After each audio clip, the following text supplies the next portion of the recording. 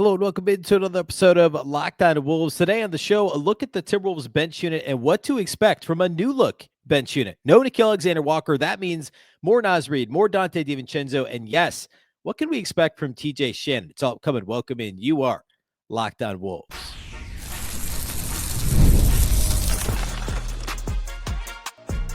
You are Locked On Timberwolves, your daily Minnesota Timberwolves podcast. Part of the Locked On Podcast Network. Your team every day. Hello and welcome to the Locked On Wolves podcast, part of the Locked On Podcast Network. Your team every day. My name is Ben Beecken. I'm the host of Locked On Wolves. Today's episode is brought to you by Gametime. Download the Gametime app, create an account, and use the code LOCKEDONNBA for $20 off your first purchase. Happy Monday, everybody. Hopefully you had a fantastic weekend. Today, I want to start the show by talking about the Timberwolves bench. I want to talk about what's to be expected from some of the guys that didn't play previously, what the upside of TJ Shannon and, well, especially TJ Shannon is, and also some of the other guys, Jaylen Clark, guys that may see some run over when they had Nickeil Alexander-Walker. Obviously, Nickeil's the best defender of that group, but what is the upside of some of these guys that are a little bit more offensively minded? Obviously, Jaylen Clark more defensively minded, but still, there's some upside in there on the offensive end of the floor replacing that role. So I want to talk about the bench unit. I also want to get into NAW, Reid, and Donte DiVincenzo, obviously guys that were around last year, but where some of their strengths and weaknesses are. We talked a bit about NAW toward the end of last week, and I want to dig a bit into some of those three-point numbers that I discussed on Friday's show. We'll close with some schedule stuff, the Wolves preseason schedules out, etc. So that's what we got today on tap for the show. A big thank you off the top for making Locked On Wolves your first listen every single day. Of course, this show is free and available everywhere. That includes YouTube as well as all of your favorite audio platforms. Wherever you like to listen to podcasts, you can find Locked On Wolves. You can also watch on the Locked On Sports Minnesota app on both Roku and Amazon Fire TV. All right. So I want to talk about what to expect for the Timberwolves bench unit. Now, of course, by and large, this is the same bench that they had last year. No Nickeil Alexander-Walker and some of the deeper, the depth pieces like Luka Garza, Josh Minott, those guys are gone. By the way, we are going to talk a little Josh Minott today because we're going to talk about some of the best lineups that the Wolves saw, some of the best Nas lineups, some of the best DiVincenzo lineups. They included Josh Minott every now and again. So we'll talk a bit about that. But obviously still Nas Reid, obviously still Donte DiVincenzo. And of course, TJ Shannon was on the team last year, but only played rotation minutes, here and there. But that Nickeil role that we've talked about so much over the last few weeks being backfilled by a combination of Jaylen Clark, TJ Shannon, Rob Dillingham. There's clear downside to losing Nickeil Alexander-Walker. Dude was a great defender, very good catch and shoot three-point shooter, functioned as the backup point guard for Minnesota. But what is the upside of TJ Shannon? What is the upside of even Jaylen Clark, Rob Dillingham? Well, I want to start with the offensive upside. Now, Minnesota last year ended up being a good offensive team, certainly better than 2 years ago when they won 56 games. The offense was always the biggest problem. They were easily the best defensive team in the league 2 years ago, right? Full stop. They were. It wasn't close. And the Thunder were unbelievably dominant last year, which kind of makes it easy to forget how good the Wolves were defensively 2 seasons ago. The offense was middle of the pack at best. But last year, Minnesota's offense ended up as a top 10 unit, even though they only won 49 games, 7 less than the year prior. The offense was like 16, 17th in the league 2 years ago. It finished last year 8th on cleaning the glass. I think maybe slightly lower on Basketball Reference. Cleaning the glass, of course, filters out garbage time, and it takes out end of quarter heaves and stuff like that. So it's a little bit more accurate. Minnesota was number 8 in points per 100 possessions offensively, so offensive efficiency overall on cleaning the glass. They were 6th defensively. Remember, they were one of 4 teams to be in the top 10 on both ends of the floor, along with Cleveland, Oklahoma City, Boston, and weirdly, Memphis was the only other team that had a top 10 unit on both ends of the floor. Not even Indiana. Indiana was 10th in offense and 13th in defense the regular season, right? So, like, a very impressive feat from the Timberwolves last year to be top 10 on both sides of the floor. But the offense with the bench unit and any unit that didn't include Anthony Edwards scuffled. And the absence of Nickeil Alexander-Walker will hurt them defensively. There's no doubt. He's a better defender than TJ Shannon. He's obviously a better defender than Rob Dillingham. And those are the guys that are going to be first up to replace those minutes. Jaylen Clark may get some, and I think the point of attack defense is actually close. Jaylen Clark versus Nickeil Alexander-Walker. Nickeil had a bit more size, a bit more natural athleticism and length, and obviously experience that was helpful.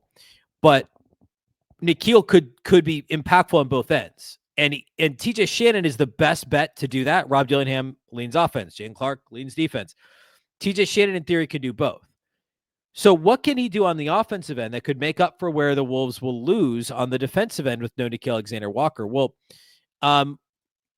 one thing that I thought was interesting when I was digging into some of these numbers, you look at points per touch, NBA.com/stats, points per touch. If you sort by, some of the different tracking data, you can get into that. What that means is exactly what it sounds like. Every time they get a touch, I believe this is isolated to the half court. What's the average amount of points that they score when they touch on a possession where they touch the basketball? Or I should say, at a possession that ends with them with the basketball, either an assist or a shot. Well, number one on the Wolves for anybody that played more than half the season was Anthony Edwards, of course, 0.373 points per touch.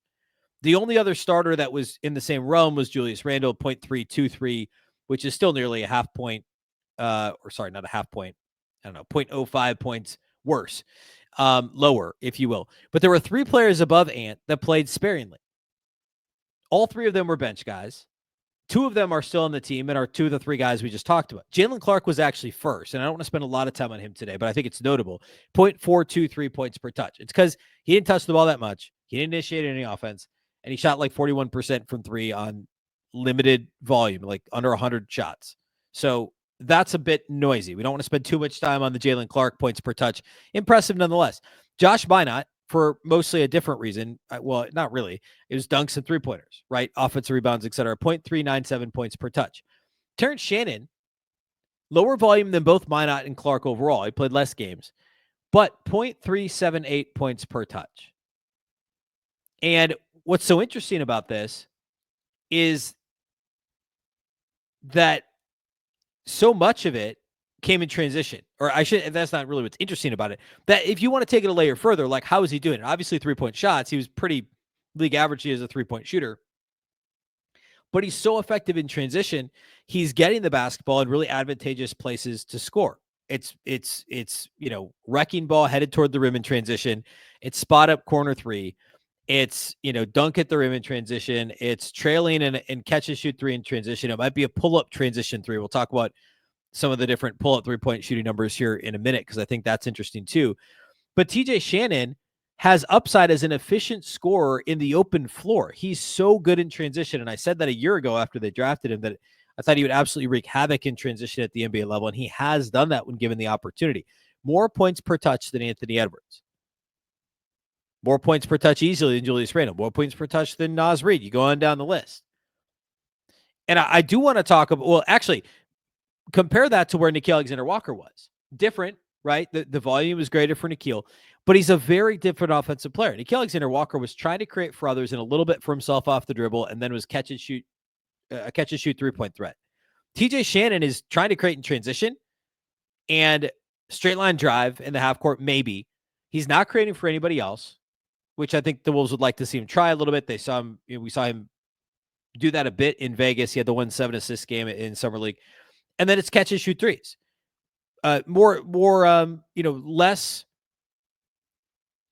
Less searching for his own shot in the mid-range, less searching for his own, like it's just being decisive and going. We talked about this the other day. He can do that in the half court. He does it in the fast break. And another way to look at this, like, again, not initiating offense, but average dribbles per touch. TJ Shannon was just 1.58 dribbles per touch. It's a very low number. For contrast, for comparison, Nickeil's was 2.72 dribbles per touch. Again, he basically was playing point guard, but you're taking this guy that controlled the ball a lot and also was trying to create for others despite not being a natural point guard in Nickeil, replacing him with somebody who's going to score for himself efficiently. So much of it coming in transition, yes, but decisive from what we've seen so far in the half court. And I think he can make up for what the Wolves may lose defensively. And ultimately, I think TJ Shannon can be a plus defender. Maybe not as good as Nickeil Alexander-Walker, but he's got the tools to be a better than average defender. Can he make up for that gap that they're missing between Shannon and Alexander-Walker on defense with more efficient, more consistent offense? And I think the answer is yes. I want to talk a little bit more about TJ. And we'll mention Dillingham here. And then I want to talk about some of the three-point shooting numbers, the context of the other guys, the returners on the bench, Donte, DiVincenzo, NAW, Reid, some of their shooting numbers and what we might be able to expect from them this season. We'll do that here next.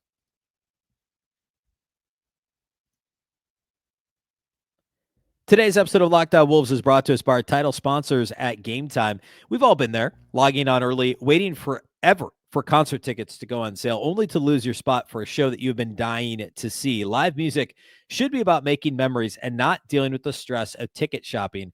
That's where Gametime comes in. Gametime makes getting concert tickets faster and easier than ever. Prices actually drop as it gets closer to showtime, and you can save up to 60% off with their killer last-minute deals. Tired of endless scrolling trying to find the best deal? Well, Gametime's zone deals will pick the best seats in your section for you. And my favorite thing is the panoramic seat view. If you're not sure what your view is going to look like from your seat, which is an important thing when you're buying for a concert, the Gametime app will show you a panoramic seat view so that there are no surprises. And also with Gametime, the price you see is the price you pay. There are no hidden fees. Take the guesswork out of buying concert and show tickets with Gametime. Download the Gametime app, create an account, and use the code LOCKEDONNBA for $20 off your first purchase. Terms apply. Again, create an account and redeem the code LOCKEDONNBA. That's LOCKEDONNBA for $20 off. Download the Gametime app today. Last minute tickets, lowest price guaranteed.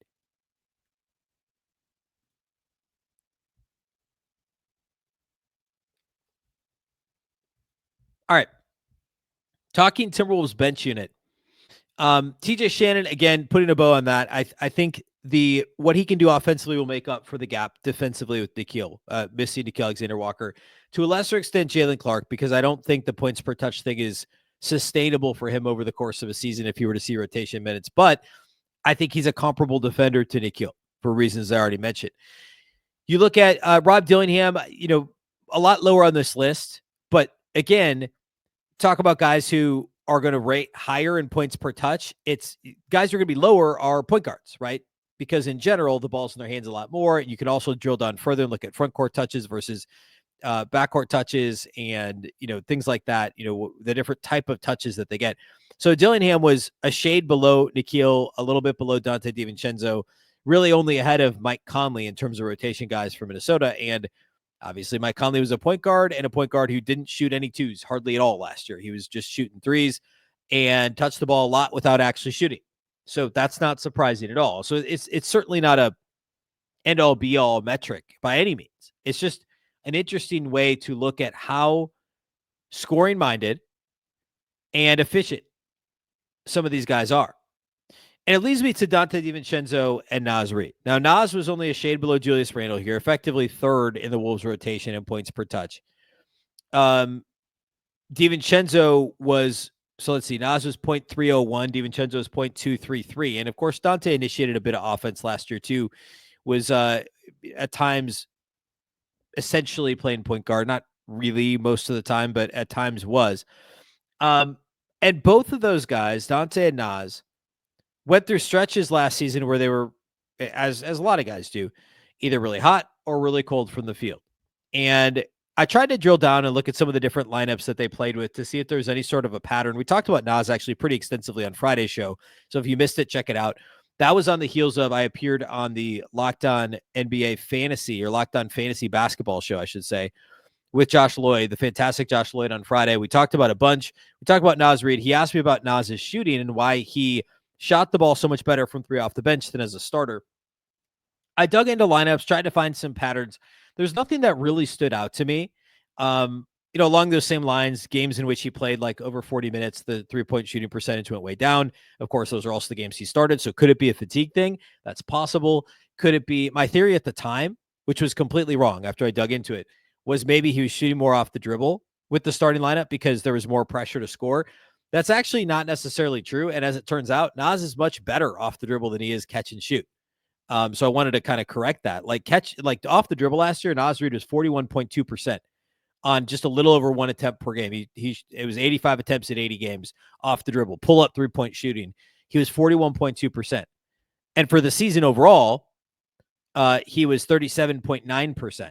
So do the math. Well, can't do the math just with those numbers, but I'll do the math for you. I looked it up. Catch and shoot 3-pointers last year, Naz was like below league average, weirdly. And I don't think that necessarily has anything to do with if he was starting or coming off the bench or if he was being asked to do more. I just think when Naz is in kind of a singular scoring mode and has the ball in his hands more often, he's more effective, which can be the case if he's coming off the bench. In a couple of years, if Julius Randle's gone, he becomes a starter. I think there's even more of those opportunities. Now, of course, Julius Randle has playmaking duties that are essentially, the Wolves are counting on him to do. That's not Naz's game at all. Like, Naz should be out there scoring for himself. All that to say, the catch and shoot 3-point shooting versus shooting off the dribble is a pretty fascinating thing. I should also point out when it comes to DiVincenzo, he was only 36% off the dribble shooting threes, a little over 2 attempts per game when he played last year, 36%, which isn't actually a terrible number. Like, league average is between 37 38% overall. Off the dribble, that number is not horrendous. But if you're going to shoot 2 a game, you'd like it to be a little better. Like, for instance, Ant shot like 7 a game off the dribble, and he was 38.5%. Like, that's great off the dribble shooting threes. That volume went up dramatically for him last year, and he was fantastic. DiVincenzo is better as a catch and shoot guy than he is as a pull-up shooting guy. DiVincenzo should be shooting more catch and shoot opportunities than he is off the dribble. And again, that kind of went through different phases as well. And that's something we've seen. It's not unusual, right, for guys to get hot and cold throughout the course of the season. Catch and shoot, Donte was over 37% last year, which I guess isn't dramatically better than off the dribble, but it's better nonetheless. And I do think Donte is a better 3-point shooter than he showed in his first season in Timberwolves uniform. So I think there's upside to what Naz Reid and Donte DiVincenzo can do. I think that, like, in a lot of ways, Naz was better last year than he was when he won 6th Man of the Year a couple years ago. Like, all it was he had a couple cold months shooting threes, and that was kind of what did him in. Like, December was really bad from outside the arc for Naz, and February was really bad. He was great in January. He was really good in March. And then, of course, the playoffs was pretty up and down for Naz Reid as well. So, I think it's more streakiness, flukiness. He happened to be starting when he went through those issues shooting the basketball. I don't think it's as much anything to do with the lineups that he was starting with necessarily. And as I talked about on Friday, like, Naz's scoring was up. His rebounding was a little better last year than the year he won 6th Man of the Year. The rebound, the assists, was better. I thought overall defensively he was a bit more impactful. It was really just the 3-point shooting that took a bit of a dip. Otherwise, we might have been talking about consecutive 6th Man of the Year awards. Also, the Wolves won 7 less games, and of course, that is a very important piece of what the voters are looking at when it comes to a 6th Man of the Year candidate, right or wrong. All that to say, there's still room for Naz to get better, room for Naz to grow, and I would say the same about Donte DiVincenzo, and certainly, he could still get better. It's just he's a few years older than Naz. But I mean that in terms of, I think we could see more of a New York Knicks version of Donte DiVincenzo next year than what we saw in his first year in Minnesota. I just think the volume is going to be there. There's going to be more scoring opportunities. He played nearly 4 minutes a game less last season than he did with the Knicks. He shot almost 2 3-pointers less per game. The percentage was nearly the same as what it was with the Knicks. It was within a half percentage point of what he shot with New York. It was just the opportunity wasn't as great. You look at some of the lineups that Donte DiVincenzo thrived in Minnesota. Many of them did involve Naz Reid. The best Donte DiVincenzo lineup last season for Minnesota was, let's see, I lost my, here we go. The best Donte DiVincenzo lineup last year was with Naz Reid, with Nickeil Alexander-Walker, and then with Gobert and Conley. And we talked a lot on this show about how Gobert and Conley together are just a really good 2-man unit. But pair them with that bench trio last year, And that was a 92nd percentile unit, according to Clean the Glass, 24.5, a plus 24.5 differential. The second best unit with DiVincenzo was him and Nickeil Alexander-Walker together in the backcourt. No Ant, no Mike Conley, with Julius Randle, Naz Reid. Yes, Naz Reid again, and Josh Minot, believe it or not. And then basically all the rest of them are Ant with Donte DiVincenzo. Naz Reid's on the floor for all of them except for one. So the top 8 units with Donte DiVincenzo last year included Naz Reid. Only one of them did not have Naz Reid on the floor, and it was a mixed match of Julius Randle, Rudy Gobert as the second big, and Ant was in most of those lineups as well. And then it was either Jaden or it was Nickeil. So Donte DiVincenzo ideally is going to be on the floor with somebody else that's initiating offense, and Donte can play off the ball, be a second side attacker, be a second side creator as well. If he's not the primary point guard, that's better for your offense. And I think there's still a lot more upside there for Donte DiVincenzo that we haven't necessarily seen in a Timberwolves jersey, or at least not seen with consistency. Of course, the injury to the toe in January that lingered or kept him out for a month, really, and then lingered after that, and of course has now cropped back up in the offseason, keeping him from playing for Italy and in Eurobasket. That was clearly a factor. And so now you hope, obviously, for a full season of health, full season with more familiarity. Perhaps he plays a bit more with Julius Randle this year, and they get Naz on the floor a little bit more with Anthony Edwards. I do think there's some front court tweaks to be had that we talked about last week. Will Naz play a bit more with the starters, and then we'll start to perhaps explore playing a little bit smaller more often, sparing some Rudy minutes and fatigue early in the season. I think all that is certainly on the table for Chris Finch. I want to close today's show by talking a bit about the preseason schedule and what we know so far about the regular season schedule. And that's how we'll close the show today. We'll do all that here next.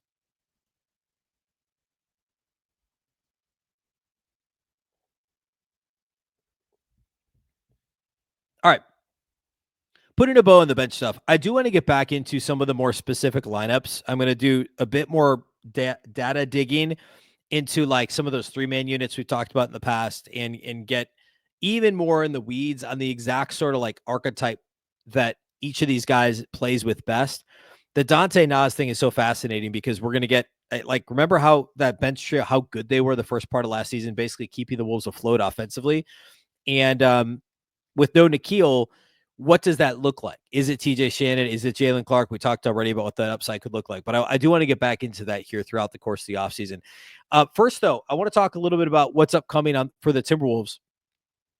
We don't, of course, have the regular season schedule yet. It's typically mid to late August, so I feel like in the next 2 weeks, we'll probably start to get more information about the regular season schedule that gets put out there. We do know the Wolves will be playing once again on Christmas Day. For some reason, it's on the road. I would think the Wolves' consecutive conference finals means you get to host a Christmas Day game, but nope. Instead of conference finals rematch, of course, last year on Christmas against the Mavericks, that did not go well. That was, of course, Luka's last game in a Mavs uniform, I believe. Minnesota will go on the road again, and they'll be taking on the Nuggets. I believe it may be the second to last game on Christmas, because there's also, I believe the Lakers are hosting. Let's see. The Lakers are hosting the Rockets, I believe. So all that to say, Minnesota will be in Denver. Of course, always an intriguing matchup. They played each other in the playoffs consecutive seasons. The Nuggets, of course, beating the Wolves in the 1-8 matchup in 5 games 3 years ago now, or 2 years ago, 3 seasons ago, whatever. And then the following year, so 2 years ago, Minnesota beating Denver in the second round as the 3 seed, defeating Denver, winning the game 7 in Denver. And Denver, of course, was the 2 seed and then going to the conference finals before losing to Dallas. Last year, of course, the Nuggets not advancing as far as the Wolves in the playoffs at all. And then, which is a little surprising, again, that Minnesota's not hosting this game. But Minnesota goes to Denver on Christmas Day. So it'll be fun to see the Timberwolves in a second consecutive Christmas Day game. Of course, the NBA wants Anthony Edwards out there. By the way, Ant will be on a tour in China here later in August on the Believe That tour, promoting his shoe, of course, with Adidas. So congrats to Ant for that. That'll be huge. Ant, more international focus. I'm sure the NBA would I don't know. I'm a little surprised that this game is an Ant in Denver game. Anyway, a Timberwolves in Denver game. You'd think the Ant showcase would be a little bit greater than that, but that's what's to look forward to on Christmas Day. Some other good matchups as well. San Antonio, Wemby against the Thunder is going to be fun. The Rockets taking on the Lakers. We get to see the Mavs take on the Warriors, which will be fine. And what is it? Celtics. The Celtics aren't playing anymore on Christmas Day. I can't remember what the last game is, but Cavs and Knicks. Cavs and Knicks is who it is. Because, of course, the Celtics and the Pacers won't have Tatum and Halliburton, respectively. So it makes sense that they would have, I guess, the Cavs and the Knicks. Really the only appealing Eastern Conference, like from a national TV standpoint. I mean, only one of the 5 games is Eastern Conference teams, by the way, on Christmas, which says a lot. All right. And then the other thing is the preseason schedule. Minnesota announced the preseason schedule late last week. The Timberwolves will open on October 4th. So preseason basketball, like 7 weeks away. Is my math right? Yeah. Crazy that we're like within 2 months now of actual preseason starting. We're within like 6 weeks of training camp starting. Wolves will play Denver in San Diego to open the preseason. And then 3 nights later, we'll play at home to host the Pacers. And then they have 3 true road games in the preseason. In addition to that San Diego game against the Nuggets, they go to Madison Square Garden to take on the Knicks, which they did last year. They go to United Center to take on the Bulls, which I believe they did last preseason as well. And their final game of the preseason is on the second night of a back-to-back. It's at Philadelphia against the Sixers. And surely in that game, you're not going to see a whole lot of starters playing on the second night of a back-to-back in the preseason. And by not a whole lot, I mean like none. So 3 true road games to the Eastern Conference: New York, Chicago, and Philly. And 2 true home games, one against the Pacers on October 7th. And then they play the, I should have looked this up first.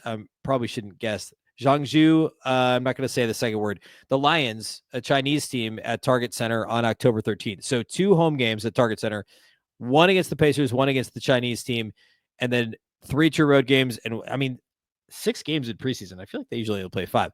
So we have the preseason schedule. That's who the Wolves will be playing. And looks like only one back-to-back as part of that. Preseason starts on October 4th, ends on October 17th.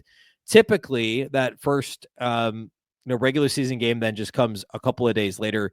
October 17th is a Friday, so I'd imagine the Wolves open the following week on probably Tuesday or Wednesday, the 21st or 22nd would be my guess in terms of the regular season opener for the Wolves. So, lot to look forward to. And, we'll still have a couple roster spots. That's something else we'll talk about. We'll have guests on here soon to talk about that, some speculation there and what the Wolves may do with those roster spots.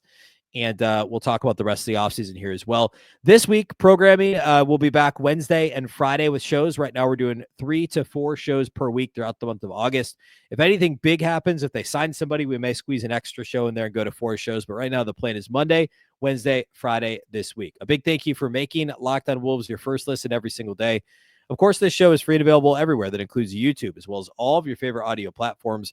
Wherever you like to listen to podcasts, you can find Locked On Wolves. You can also watch on the Locked On Sports Minnesota app on both Roku and Amazon Fire TV. A reminder that for your second listen, you can check out the Locked On NBA podcast. There's absolutely no offseason over there. Our guys, Doug, Matt, and Hayes will keep you up to date on everything NBA throughout the offseason. You can find Locked On NBA on YouTube or wherever you listen to podcasts. Of course, part of the Locked On Podcast Network, your team every day. Just like this show, Locked On Wolves is part of that very same local network, the Locked On Network, your local experts on all the biggest stories. Once again, I'm Ben Beecken. This is the Locked On Wolves podcast, and we'll catch you next time.